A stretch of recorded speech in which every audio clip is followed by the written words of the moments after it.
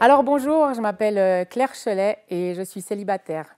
Voilà comme je me serais présentée il y a encore de ça quelques années en arrière. Pour moi, c'était sûr qu'à 20 ans, je me serais mariée. À 21 ans, j'aurais eu mon premier enfant qui aurait été le premier d'une grande fratrie. Mais aujourd'hui, j'ai 45 ans, je suis ni mariée ni maman.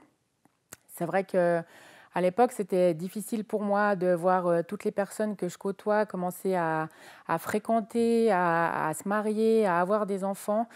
Et ça m'a, au bout d'un moment, je dois dire que j'ai été un peu jalouse et je les ai enviés. Et j'ai préféré rompre une bonne partie de ces contacts que j'avais avec ces gens parce que vraiment, c'était trop compliqué. En plus de ça, Dieu a fait beaucoup de promesses dans ma vie en lien avec mon couple et je voyais ces promesses qui étaient là, mais la réalité dans ma vie, c'était pas du tout la même chose.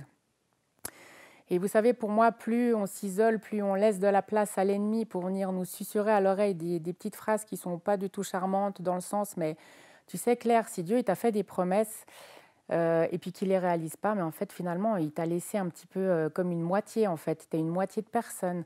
Tu sers pas à grand-chose. Et c'est vrai que quand j'ai laissé ces phrases s'intégrer dans mon cerveau, je me suis dit, mais ouais, finalement, mais en fait, je suis qui? Il me manque une partie de moi. C'est difficile de savoir qui on est quand il manque un bout. Je ne sais pas où je dois aller, je ne sais pas ce que je dois faire. Et un jour, j'ai lu un livre qui s'appelle Célibataire et heureux dans un monde de couple.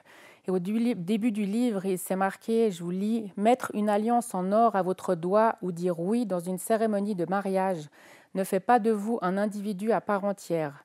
Vous l'êtes déjà. Célibataire ou marié, vous êtes quelqu'un d'unique, fait à l'image de Dieu.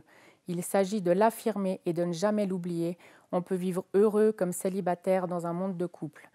Et là, waouh, ça a été vraiment la révélation pour moi. Vous savez, ce moment où des paroles que vous avez déjà entendues 1000 fois, tout d'un coup, elles prennent vie dans votre situation. Et je me suis rendu compte que Dieu, il m'a choisi, il m'a créé, que je ne suis pas une demi-personne, que je suis une personne à part entière et qu'il a des projets pour ma vie aujourd'hui, même si, et en plus, il a des projets pour ma vie de demain. Et ça a été vraiment le premier pas d'un changement dans ma vie où j'ai voulu retourner rechercher ces relations avec les personnes qui étaient chères à mon cœur finalement, à pas les regarder seulement pour qui ils sont dans leur situation familiale, mais à avoir la relation avec qui ils sont. En règle générale, moi je suis célibataire, eux ils sont peut-être mariés, ils sont peut-être en couple, mais on est unis ensemble. Et après quelques temps, j'avoue que je ne sais pas si ça vous arrive aussi, mais pour ma part, on a beau avoir compris des choses, quand le temps passe et que les choses ne se réalisent pas dans notre vie, on commence quand même à reperdre des fois à pied ou à reprendre des mauvaises habitudes. Et là, j'ai commencé à être déçue en fait de Dieu. Déçue parce que ses promesses, elles étaient là, mais la réalité, c'est que dans ma vie, ce n'était pas la même chose. Mais j'avais quand même envie de le garder dans ma vie parce que Dieu, c'est Dieu, mais en fait, finalement, j'étais prête à lui parler, mais j'étais plus du tout prête à l'écouter parce que j'avais trop peur de ce qu'il allait me dire ou de ce que j'allais comprendre ou mal comprendre de sa part. Et je crois qu'à nouveau, là, en fait, je me suis interdit de parler de ça avec les personnes autour de moi parce que je me disais, mais en fait, si tu as un Dieu qui est grand, tu dois y arriver toute seule avec lui et tu n'as pas besoin de l'aide des autres. Mais je crois qu'on a vraiment un Dieu de relation et ce n'est pas ce qu'il cherche. Et d'ailleurs, quand on lit l'histoire du paralytique dans la Bible, c'est marqué, Jésus, voyant leur foi, il dit au paralytique, mon enfant, tes péchés sont pardonnés. Leur foi, je ne sais pas si c'est la foi seulement des amis, parce que lui, il avait déjà lâché prise, si c'est leur foi commune, mais quoi qu'il arrive, s'il n'avait pas eu les amis qui l'avaient amené devant Jésus, lui, il n'était pas capable d'y aller. Et je crois vraiment que Dieu, il recherche ça, il recherche cette relation et il a besoin qu'on puisse des fois s'unir les uns les autres. Et si on n'a pas la force de se faire porter par les autres pour que finalement Jésus puisse le guérir, le toucher et qu'il puisse relever et puis finalement sortir sur ses propres jambes. Et moi, ça a été de nouveau une révélation pour moi de me dire, mais en fait, j'ai besoin des autres, j'ai besoin de ma famille et j'ai pu vraiment discuter aussi avec toutes ces personnes qui sont importantes. Et puis, j'ai pu apprendre aussi à me rendre compte à quel point je suis importante, à quel point Dieu il m'aime et que vraiment, il veut juste avoir une relation avec moi. et je suis vraiment bénie pour ça. Et quand après j'ai réussi à reprendre des forces, ben, j'ai pu me retrouver de nouveau devant lui et avoir une relation de 1 à 1 avec lui.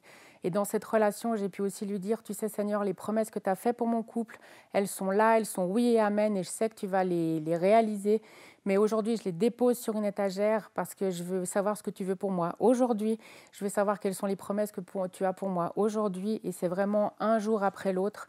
Parce que si je commence à trop penser à l'avenir, c'est vrai que ça redevient un petit peu difficile parce que ça reste un sujet qui est quand même plein d'interrogations, plein de questions, mais je ne veux pas me faire engloutir par ces mauvaises pensées.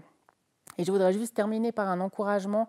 Je ne sais pas quelle est la situation que peut-être vous vivez dans votre vie, mais je voudrais vous dire, Dieu, il est capable de combler nos besoins d'une manière complètement différente de ce qu'on a pu imaginer. Aujourd'hui, j'ai un neveu, j'ai 3 nièces, je suis marraine 4 fois et je vous dis que c'est une relation juste extraordinaire que je peux vivre avec eux.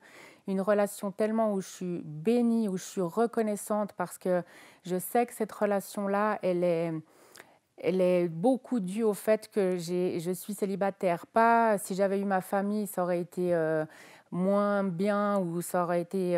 ouais, mais c'est sûr qu'elle aurait été très différente parce qu'aujourd'hui, les moments que je peux passer avec eux, c'est vraiment des moments précieux, eux et moi et personne d'autre.